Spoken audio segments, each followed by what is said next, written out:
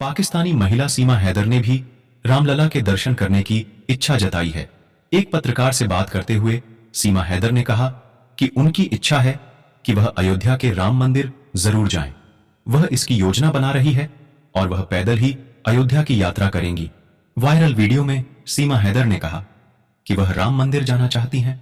हालांकि सीमा 22 जनवरी को नहीं जाएगी। सीमा हैदर 22 जनवरी के बाद किसी और दिन जाएंगी। सीमा ने कहा कि वह पूरे परिवार के साथ अयोध्या जाएगी।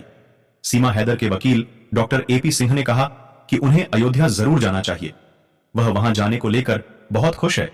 उन्होंने कहा कि उनका परिवार वहां जाने को लेकर पूरी तरह तैयार है। बता दें कि नोएडा के सचिन को पाकिस्तान की सीमा से प्यार हो गया था और वे अपने 4 बच्चों के साथ भारत आ गई थीं। उनका कहना है कि ऑनलाइन गेम खेलते समय दोनों के बीच दोस्ती हुई और यह धीरे धीरे प्यार में बदल गई।